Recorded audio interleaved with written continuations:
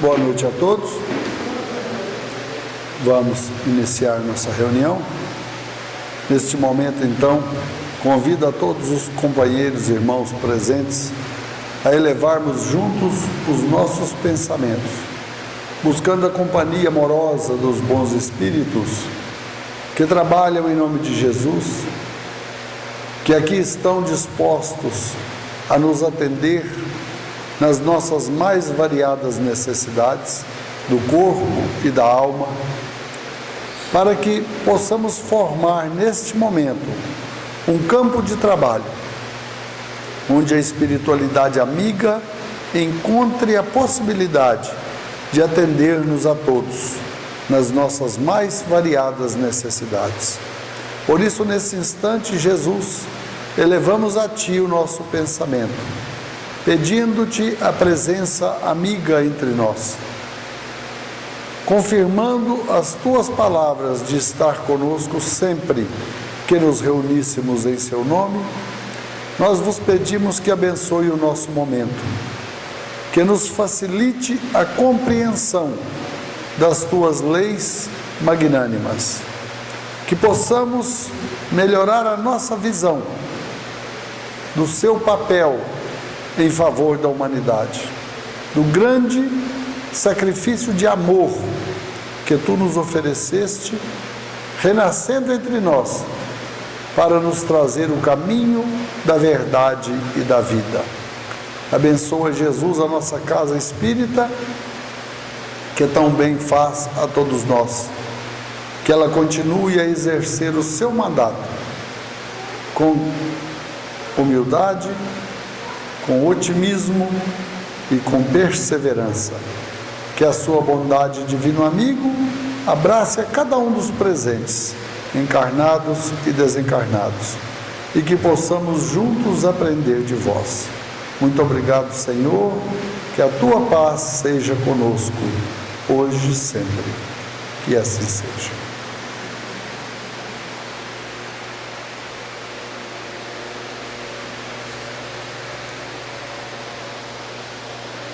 Dando continuidade aos nossos estudos, que estão sempre em continuidade, sem direito à formatura, conforme nos diz Jesus, aquele que perseverar até o fim será salvo. Então nós temos que trabalhar até atingirmos, alcançarmos esse objetivo. Hoje nós vamos estudar uma página do livro O Mestre na Educação. Hoje ainda comentava com a Bel. É um livro realmente extraordinário, um livro extremamente importante para quem milita no setor, no campo da educação, de variadas formas. Eu ainda comentava com a Bel, hoje, vindo da fazenda, que eu temo que essas literaturas tão boas, tão límpidas, tão fartas, se percam. Porque hoje há um vento de modernidade e parece que esses livros podem cair no esquecimento, o que seria uma lástima, porque Vinícius, o grande Pedro de Camargo, que tinha o codinome de Vinícius, nos deixou diversas obras e absolutamente extraordinárias, sobretudo na conceituação, no conhecimento da intimidade do Cristo. Ele tem obras memoráveis que versam sobre o Evangelho, em torno do Mestre, nas pegadas do Mestre, na seara do Mestre, o Mestre na Educação e outras mais. São livros fáceis de entendimento e que nos ajudam sobremaneira a compreender a mensagem de Jesus.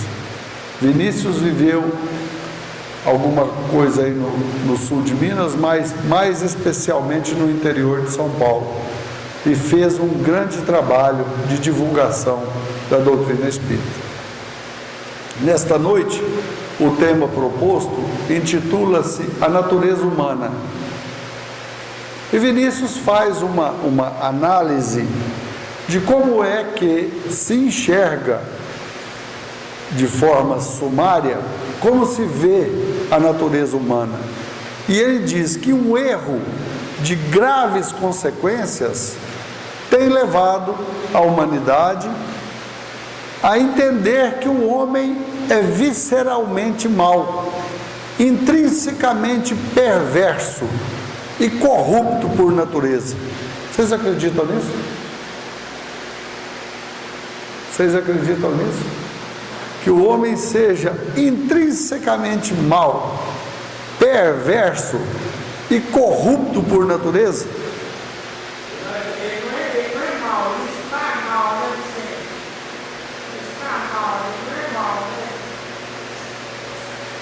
Então, se nós analisarmos, às vezes, de uma forma superficial, se nós analisarmos o barulho que muitas vezes a humanidade faz, né? No livro dos Espíritos diz que o mal não é a maioria, mas que ele é muito mais barulhento, que ele é muito mais incisivo, né? Poder-se-ia pensar que essa teoria tem fundamento. Diz-nos Vinícius que, com algumas exceções, filósofos, cientistas, juristas, escritores, todos corroboram esse pensamento. E que, para nossa surpresa, até mesmo alguns credos religiosos, alguns grupamentos religiosos entendem que o homem traz essa característica do mal, da perversidade e da corrupção. Eu vou perguntar mais uma vez, vocês concordam com isso? Há alguém que concorda com essa teoria? Sim? Para ter um bom debate é preciso que alguns concordem e outros discordem. É? Então... Hein? Não, tudo bem, é que um concorde, o outro discorde, e alguns podem permanecer no meio, né? Bom, a doutrina espírita nos afirma que o homem foi criado à imagem e semelhança de Deus. Foi criado por quem? Quem criou o homem? Deus. Deus tem como característica principal a perfeição, né? É o seu atributo maior, perfeito desde sempre. Se Deus criou o homem à sua imagem e semelhança, é possível imaginar que o homem seja intrinsecamente mau? Como estão nas palavras aqui, ó, que o homem seja visceralmente mau, intrinsecamente perverso e por natureza corrupto? Se ele é, em pequena escala, o retrato do Criador, ou se ele traz em si as potencialidades na alma conferidas pelo seu Criador, que é a expressão maior da pureza, da perfeição. Então, se nós acreditamos que Deus nos criou e que nós fomos criados à sua imagem e semelhança, nós não podemos ser uma obra defeituosa. Nós não podemos ter saído da forma defeituosos com aquilo que o Criador não gostaria que nós fôssemos. Acham que esse é um argumento que dá para a gente começar a conversar?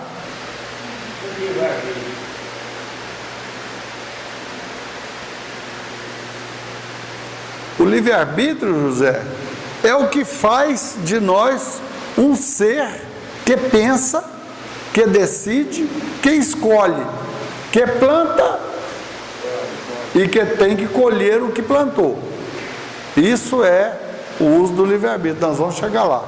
Mas vocês acham que esse é um argumento a partir do qual nós podemos definir que o homem não pode ser visceralmente mau, que ele não pode ser intrinsecamente perverso e nem corrupto por natureza? Ou acham que não? Ou não concordam que o homem tenha sido criado à imagem e semelhança de Deus? Nós vamos ver algumas afirmações ao longo da reunião que vão nos dar a sustentação desse pensamento. Quando o Braz disse lá atrás que nós estagiamos na condição do mal, na condição da perversidade, na condição da corruptibilidade, significa, ele está querendo dizer que o homem, como diz Vinícius, não é uma obra terminada, não é uma obra acabada, é uma obra que se elabora, José, segundo os planos que Deus fez para cada um de nós. É uma obra, quando o escultor esculpe uma estátua, ela será para sempre daquela forma. É a estátua que o escultor concebeu, esculpiu, e ela vai estar lá para sempre. Nós somos a escultura divina, mas viva, que pulsa, que vibra, que escolhe, que erra, que acerta. E diz-nos o Espiritismo que quando Deus nos criou, estabeleceu para nós uma meta, um destino, e disse que todos, sem exceção, atingiríamos a perfeição com mérito próprio.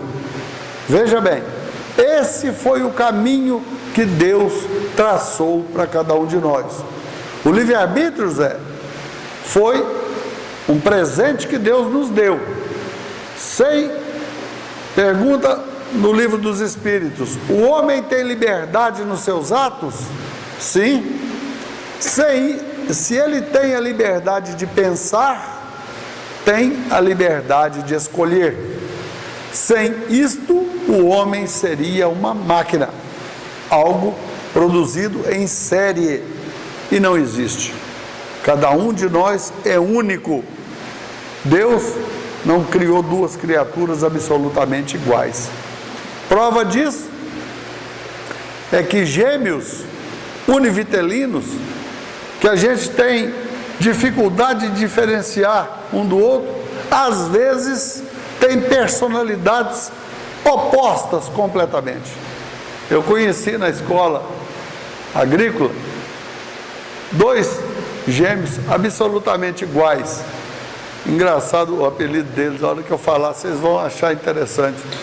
Tico e Teco eram os dois, iguaizinhos. Mas o Tico era nervoso, apelador, não gostava de brincadeira. O Teco era um moleque que você podia brincar com ele, de todo jeito que você chegasse nele, ele estava rindo. O Tico era enfesado, e eram gêmeos univitelinos. Aparentemente só parecia na aparência, porque o resto eles não tinham nada a ver um com o outro, né? Então, estou falando de coisa de quase 50 anos atrás, viu, gente? Tico e Teco, nunca mais os vi, são aqui de Bambuí, mas nunca mais os vi. Como é que é? Eles eram criados lá na fazenda do Galeno Andrade. O que foi feito deles?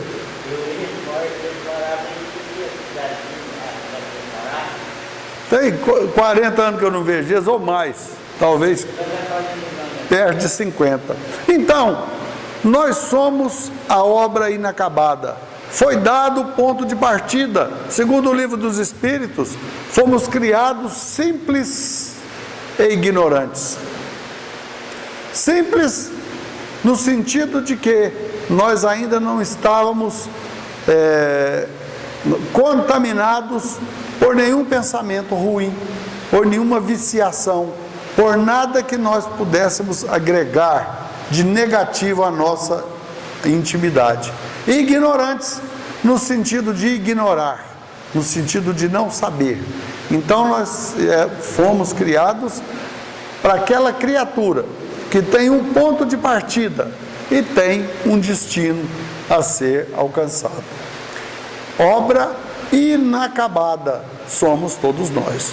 Deus então não nos criou na qualidade de produtos em série, mas deu-nos a cada um de nós um DNA e uma identidade para que nós pudéssemos caminhar. Quando a gente fala, a doutrina espírita fala que todos atingiremos a perfeição com mérito próprio, talvez na nossa cabeça de hoje, talvez a gente tenha dificuldade em conceber como é que isso se vai dar. Mas isso é obra do tempo, é obra dos milênios, é obra dos milhares de milênios que nós vamos ter que encarar. Então que a gente compreenda que o homem é uma obra inacabada. E entre uma obra inacabada e uma obra defeituosa, há distância, há muita distância. Leva lá, Machado. Quer falar no microfone? Então abre o peito mesmo. Existe alguma estimativa de quando fomos criados simples e ignorantes? Existe uma estimativa de quanto tempo isso durou para a gente chegar à condição humana?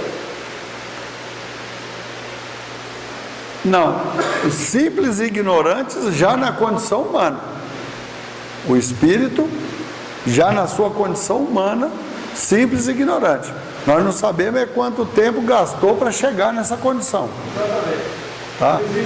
Não. A nossa cabeça ainda não cabe essa informação. Né?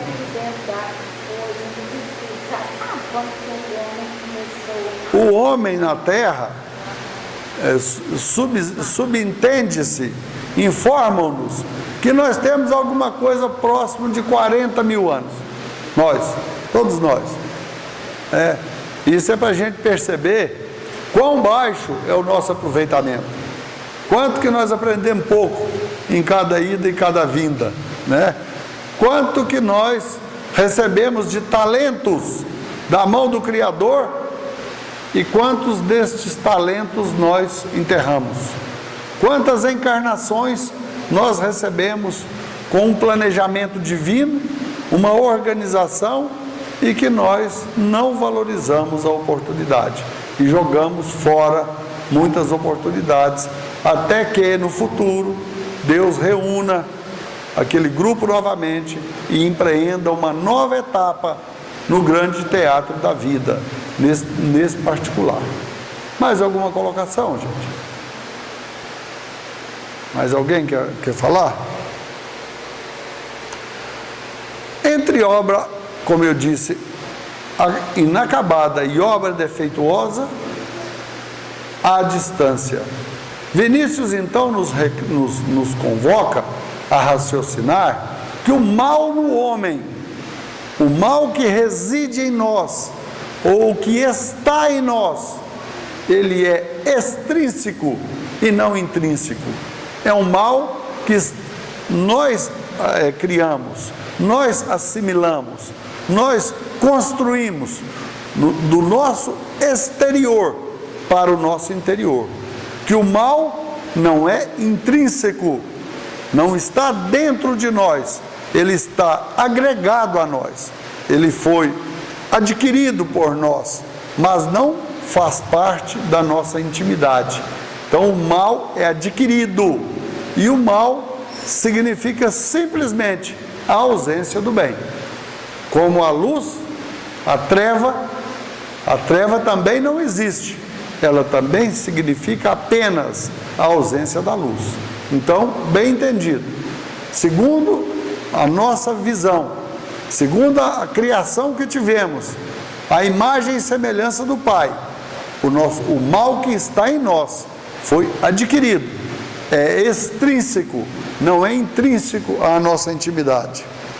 Deus nos criou para que pudéssemos desenvolver potencialidades que ali estão imersas, que ali estão codificadas no nosso ser, no nosso DNA. Alguma pergunta? Só virar a folhinha aqui.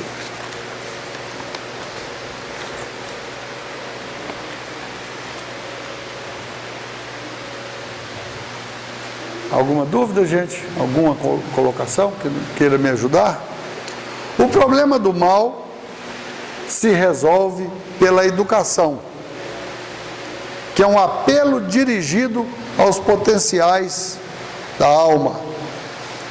Quando Jesus aqui esteve, embora ele tivesse curado, embora ele tivesse feito profecias, embora ele tivesse alimentado multidões, ele buscou para si próprio apenas um título: Mestre. Vós me chamais Senhor e Mestre, e dizei bem, porque eu sou. E todo o trabalho do Cristo foi um trabalho de educação. Nós não recomendo para ninguém. Um dia, eu e Isabel, procurando um negócio para ver na televisão, achamos lá um filme intitulado Maria Madalena. E nós começamos a ver, muito tonto, e quando foi lá pelas 2 horas da manhã, eu já desisti daquilo, porque aquilo não acabava. Depois nós fomos descobrir que aquilo era uma série, uma novela, sei lá o quê. E nós já vimos tantos capítulos, agora eu desisti mesmo. Agora eu falei, agora eu não quero ver isso mais não. Mas me ajudou demais na compreensão de diversos fatos. Conta a história de Maria Madalena. Quem gostar de novela, pode assistir. É muito interessante. É no Netflix, bem. Muito interessante, Maria Madalena. Muito bonita a história. Conta a história dela, uma vida realmente, se aquilo for real, né, uma vida de muito sofrimento. Ela tinha dentro dela sempre a essência do bem, mas ela teve uma vida muito sofrida. E segundo a mensagem, ela teve assim uma adesão a Jesus muito grande quando ela o conheceu, mas que ela teve uma vida de extremo sofrimento. Mas a mensagem, toda a trajetória da mensagem, depois que Jesus aparece nela, mostra isso, esse trabalho educativo do Cristo, esse desejo de despertar os potenciais da alma em cada criatura. Eu ia até falar isso na frente, mas chegou agora, vai agora mesmo. Há um momento na série em que Jesus tinha diversos seguidores e que ele ia determinar quais seriam os 12 seguidores. E ele vai selecionando até que chega no último, e ainda tinha uns tantos candidatos. Mas o mais necessitado, o mais complicado, aquele que Jesus, que deu mais trabalho ao Cristo, que era justamente Judas.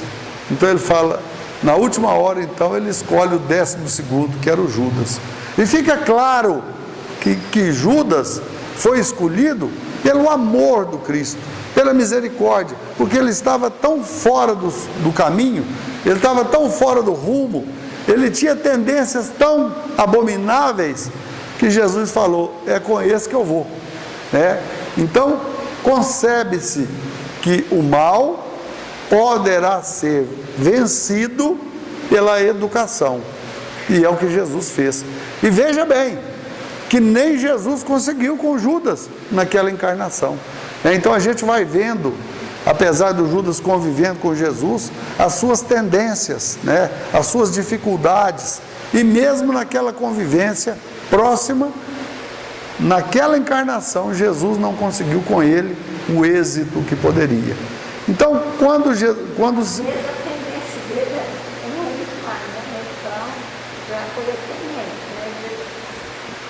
ele foi escolhido, fica nítido na escolha, que Jesus escolheu porque ele era muito necessitado.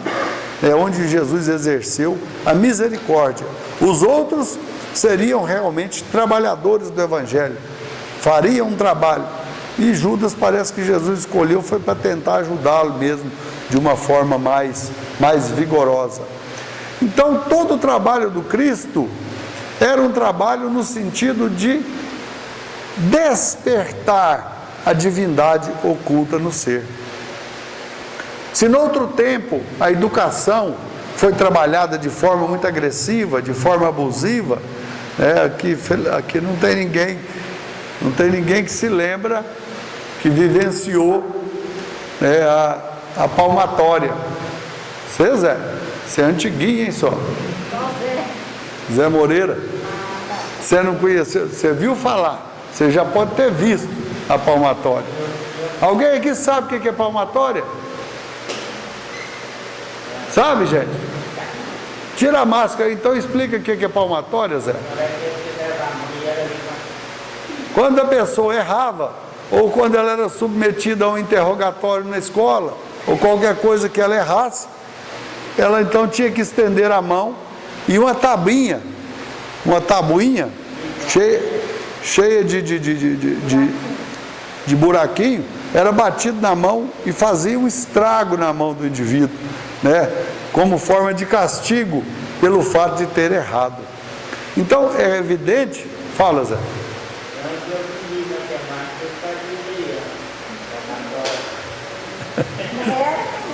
Então, quando Kardec esteve aqui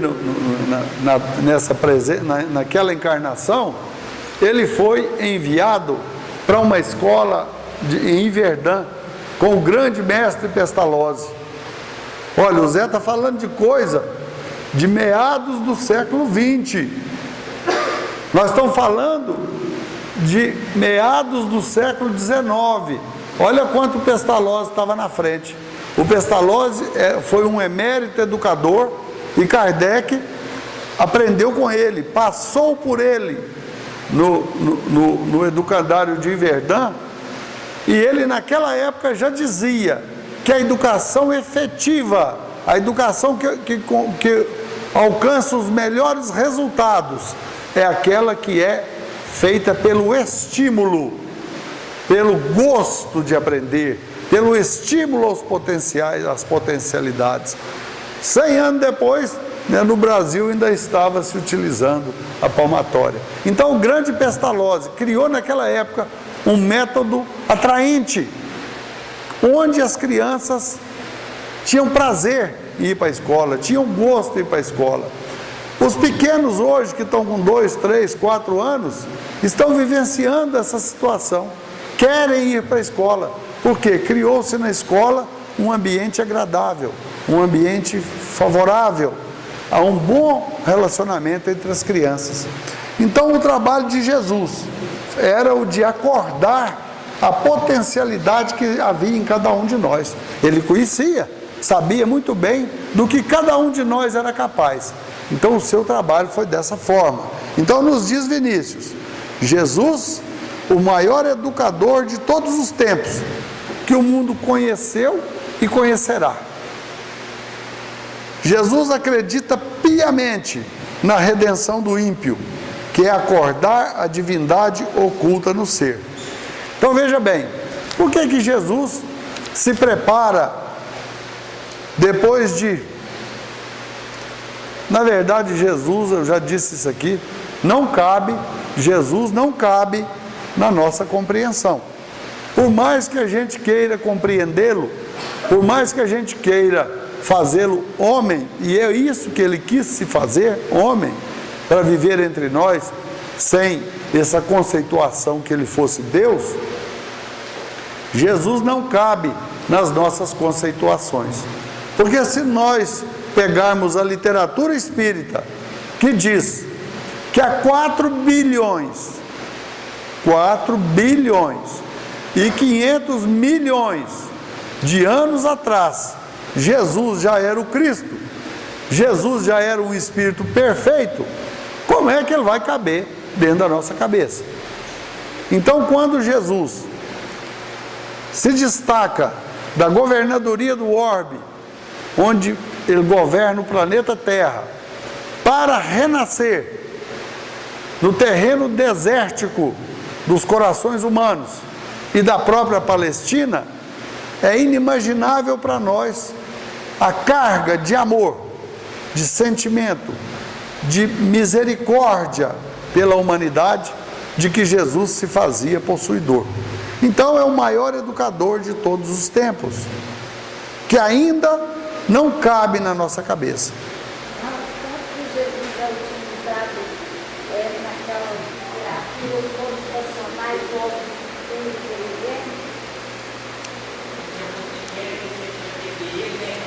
A nossa cabeça é muito pequena para entender a envergadura desse ser espiritual.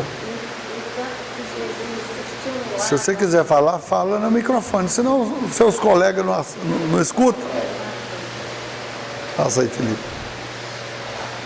Você vê uma literatura.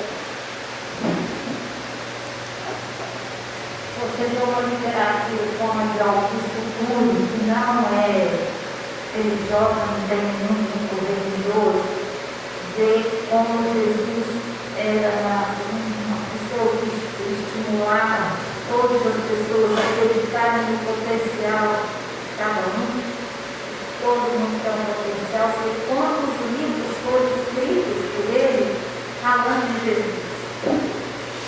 De Jesus como educador, mestre, motivador. Tem inúmeros livros fantásticos que eu utilizado nessas clínicas de recuperação, usado para isso, e não é livro religioso. Na religião, realmente para ver o quanto Jesus foi se desenvolver espiritualmente. Sem dúvida. São grandes pensadores, grandes cientistas, né, que realmente conseguem vislumbrar Jesus numa feição mais próxima. Quando, nos momentos atuais, que a gente vê algumas criaturas ainda completamente ignorantes a respeito de Jesus, fazendo comentários absurdos, utilizando a sua personalidade como tema de carnaval e de tudo mais, isso infelizmente só retrata o grau de ignorância em que muitos de nós ainda nos encontramos no tocante à visão desse ser que não cabe ainda na nossa cabeça, que não cabe no nosso entendimento. Quando Jesus nos afirma que, acordando a divindade oculta que havia em cada um de nós, ele diz: vós sois deuses. Ele não deixa dúvidas que nós trazemos a potencialidade divina. Não deixa dúvida. Ele não disse: vós vos transformarão em deuses. Não. Potencialmente, ele já diz que nós somos deuses. Foi na página 47 aqui para mim. Ele já diz que nós somos deuses. E nós vamos ver outras afirmativas dele.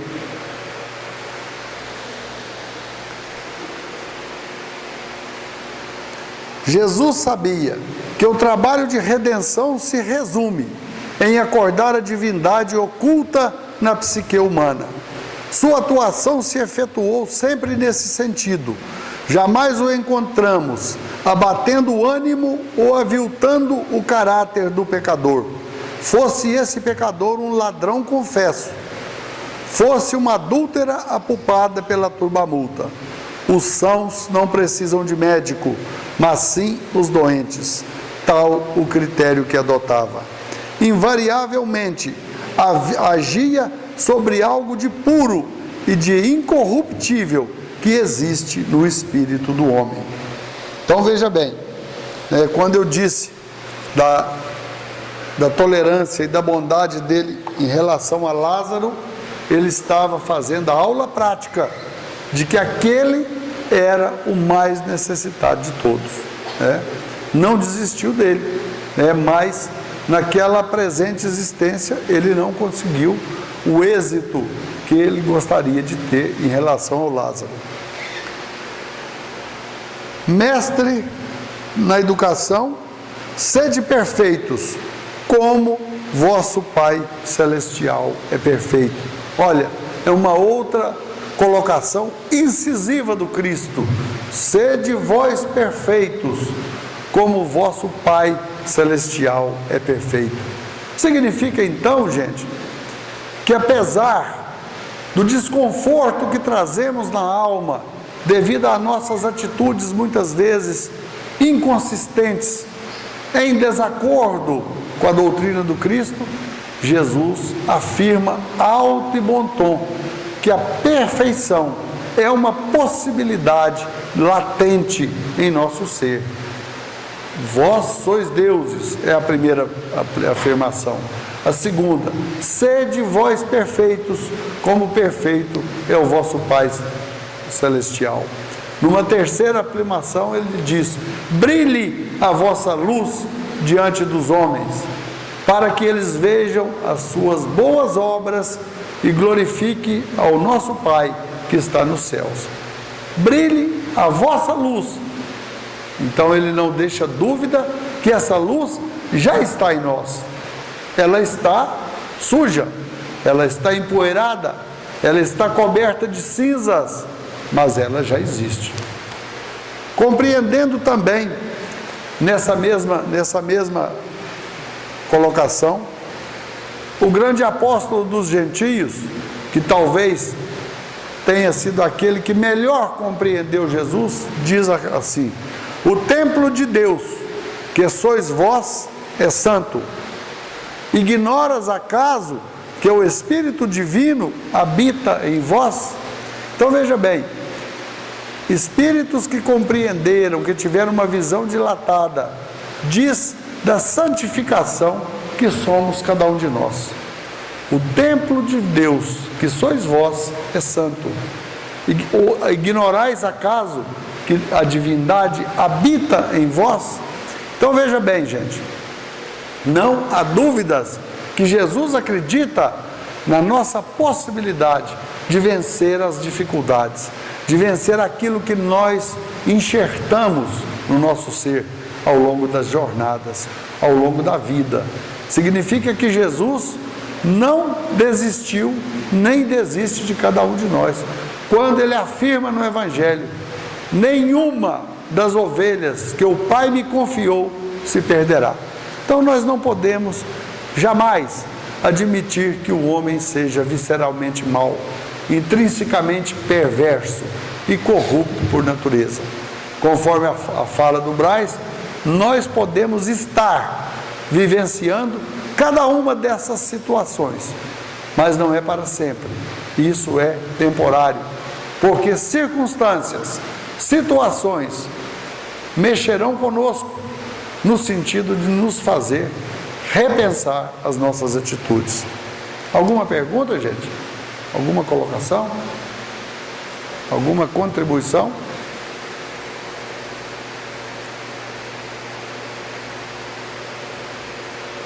E nos diz Vinícius que a consciência é a prova da presença de Deus em nós. E o que é consciência?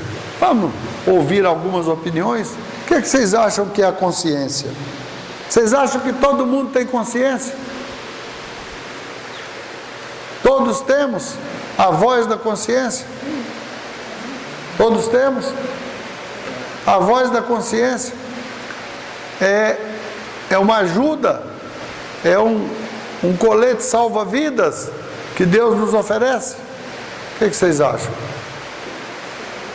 Ela pode ser ouvida ou não? Por quê, Zé? Por aquilo que você falou. Livre-arbítrio. Então Vinícius nos diz que a consciência se resume à voz de Deus dentro de nós.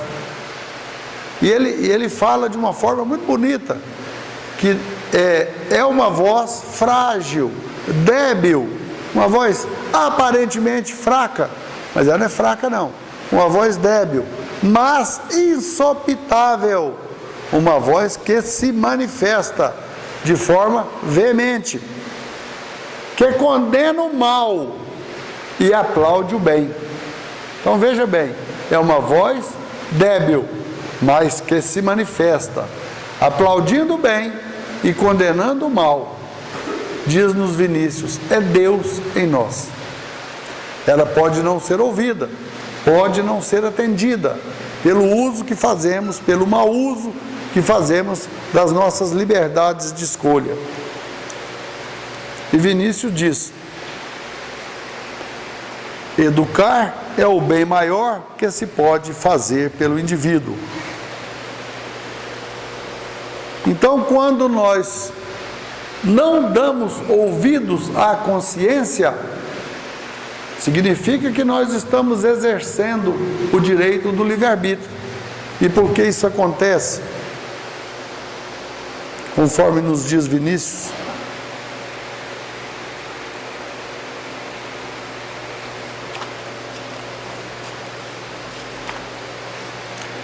ele pode, no uso do livre-arbítrio relativo que frui, desobedecer-lhe, agir em contrário aos seus ditames, porém nunca abafará seus protestos, nunca conseguirá fazê-la conivente de iniquidades e crimes.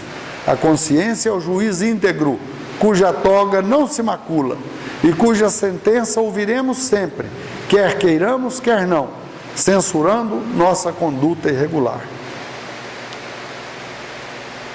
Esse juiz, essa voz débil, mas insopitável, é a centelha divina que refugia através da escuridão de nossa animalidade. É o diamante que cintila a despeito da negrura espessa do rude invólucro que o circunda.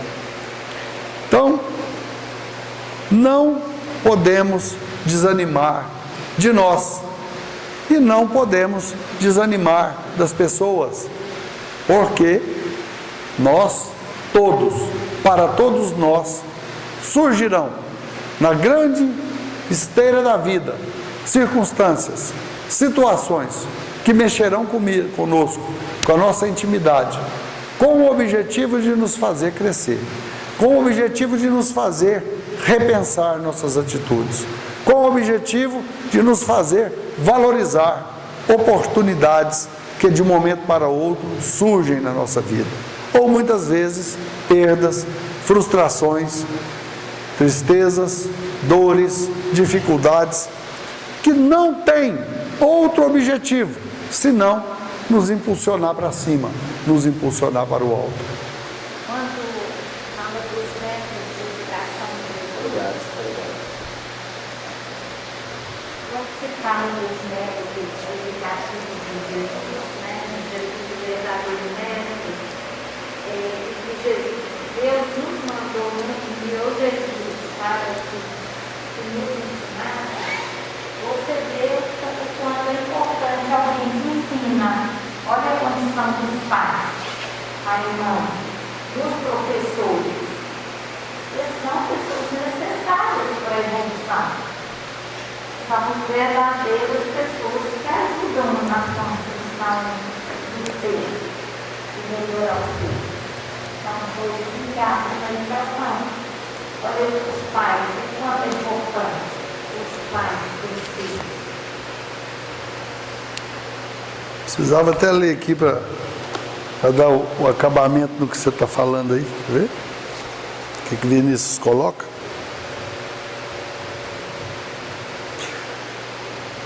A pedagogia, em seu glorioso advento, vai destroná-la, desembaraçando a mente humana desta pedra de tropeço, que é a ignorância.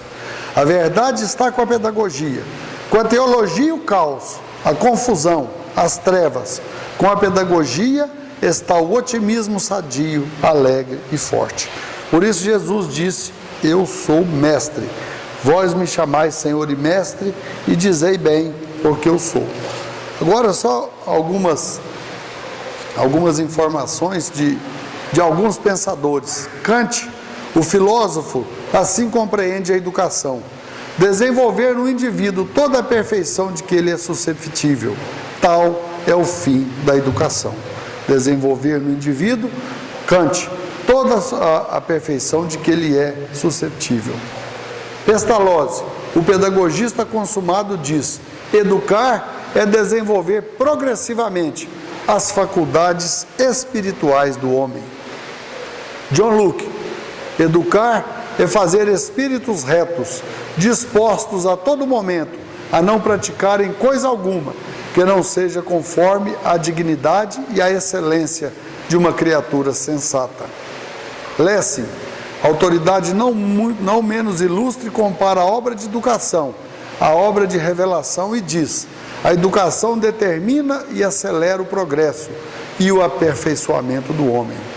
E Froebel, o criador do jardim de infância, afirmava que em toda criança existe a possibilidade de um grande homem. Leon Denis, o incomparável apóstolo do Espiritismo, proferiu esta frase lapidar: a educação do espírito é o senso da vida. Diante do que aí fica, será preciso acrescentar que o objetivo da religião é educar o espírito.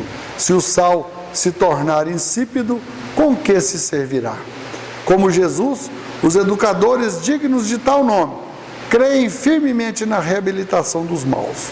Os novos apóstolos do cristianismo não virão dos seminários, mas do magistério, bem compreendido e melhor sentido.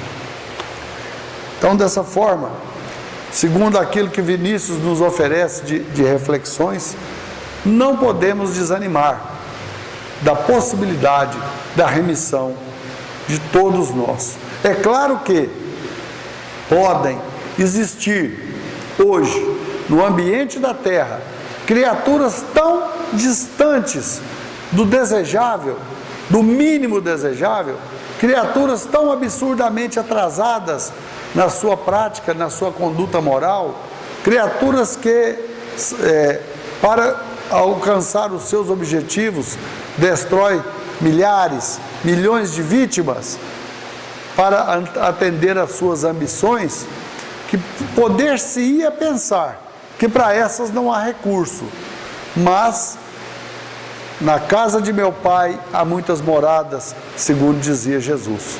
E nós estamos vivendo na Terra um momento de transição. É possível que alunos rebeldes, presentes no ambiente da Terra, usufruindo de todas as benesses que o homem da Terra já conseguiu, mas não fazendo jus a esses investimentos, sejam destinados a escolas mais duras, escolas disciplinadoras, mais grosseiras, mais fortes, mais compatíveis com as suas necessidades de entendimento. Temos que pensar que a Terra que está se estabelecendo agora deverá, lentamente, adquirir a condição de um planeta de menos dor, de menos sofrimento e de mais equilíbrio, de uma população que já possa ter um alvo, como disse Paulo de Tarso: prossigo para o alvo, ter um alvo e buscá-lo. Então é possível que nós queiramos hoje para nós, né, um futuro de comprometimento, um futuro de responsabilidade, um futuro de aproveitar os talentos que Jesus nos ofereceu nessa encarnação. A presente existência não é de brincadeira. A Terra há muito deixou de ser uma colônia de férias. Nós não estamos aqui para brincar, não. Nós estamos aqui para cumprir um mandato divino. Nós estamos aqui para cumprir um roteiro que Deus traçou para nós. Se a gente quiser agir como criança, se a gente quiser agir como inconsequentes, nós poderemos, em face do livre-arbítrio que temos, mas poderemos responder de forma amarga pelo uso equivocado, pelo uso infeliz do livre-arbítrio. Se a gente tiver o conceito da disciplina conosco e de um alvo que nós estamos perseguindo, seguramente nós vamos sair dessa existência com sucesso, no nosso currículo de espíritos imortais que somos. Alguma dúvida, gente? Algum complemento? Alguma coisa que possa não ter ficado muito claro? Então, no início do seu estudo, você comentou a questão do esquecimento do livro de Vinícius, tem essa preocupação. Eu acho que Vinícius também estava bem à frente do seu tempo, como ainda está. Eu acho que se a gente entender a educação como ela realmente é, a necessidade, como a Rosiane apresentou para a gente na semana passada, a diferença entre educação e instrução, a gente vai caminhar mais para o lado do que o Vinícius fala. E há essa necessidade de a gente entender a educação como essa aquisição de virtudes, a partir de tudo que acontece na minha vida, seja na minha família, seja no meu trabalho, seja na minha escola. A educação aprender a fazer alguma coisa. Hoje, por exemplo, uma empresa não quer uma pessoa que somente sabe fazer aquela coisa. Ela tem que ser dotada de virtudes, soft skills, entendeu? Mesmo porque o conhecimento está no mundo. A empresa, se a pessoa for dotada de virtudes, ela treina a pessoa para aquilo ali que ela está querendo. Então, eu acho que a gente vai dar um grande passo quando a gente entender realmente o que é educação e valorizar todo o investimento que as pessoas fazem na gente. Principalmente nós, quando estudantes da escola pública. Principalmente, por exemplo, os pais dos estudantes da escola pública, que tem toda uma sociedade presenteando essa criança, esse adolescente, esse adulto com talento, com dom, que é estudar na escola pública. Então, qual que é o retorno que essa pessoa dá para a gente, para a sociedade? Isso a gente tem que pensar. Sem dúvida. Eu concordo com você que Vinícius estava à frente daquele tempo e trazendo para nós de uma forma muito nítida, o que Jesus queria realmente para cada um de nós. Esse é o processo.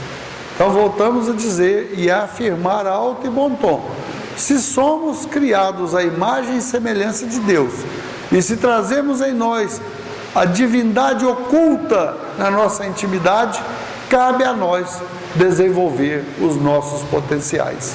E se nós não o fizermos de boa mente, de boa vontade, circunstâncias na vida farão por nós.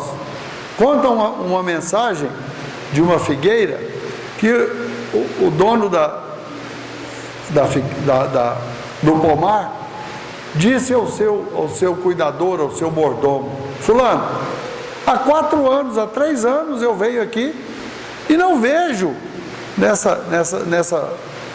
nessa figueira nenhum fruto. Cortai-a, porque ela está ocupando a terra inutilmente. Mas naquele momento o seu mordomo lhe disse: meu senhor, deixa por mais um ano, deixa que eu escave ao seu redor, coloque esterco e adubo, deixe que eu apare os seus galhos, e se no ano seguinte mesmo assim ela não produzir, cortai-a. Então muitas vezes a vida escava ao nosso redor, muitas vezes a vida corta os nossos ramos, muitas vezes a vida mexe conosco, no sentido de que a gente produza. Mas se mesmo assim a gente não produzir, atitudes, ações mais severas nos serão enviadas, como aquela injeção dolorida, mas eficaz. Então é esse o móvel de ação do Cristo. Podemos estar temporariamente maus, mas não por todo sempre, porque a nossa essência é boa, e circunstâncias externas surgirão em nós para fazer avivar a brasa viva da divindade que está dentro de nós. É para fazer brilhar a nossa luz, para fazer vivificar o Deus que Jesus afirma que nós somos, para fazer vibrar o templo de Deus que nós representamos na terra.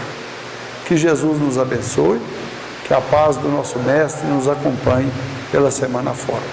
Vamos convidar os trabalhadores do passe para nós passarmos para essa parte da reunião, e nós vamos fazer a nossa prece de encerramento, pedindo a Bel que faça para nós. O microfone, tira a máscara, fica melhor a voz. Jesus, nós agradecemos por mais esta oportunidade de estarmos aqui, estudando os seus ensinamentos, o seu comportamento entre nós, como enviados de Deus. E só temos a agradecer pela oportunidade desta casa espírita, onde estamos aqui a estudar esses ensinamentos.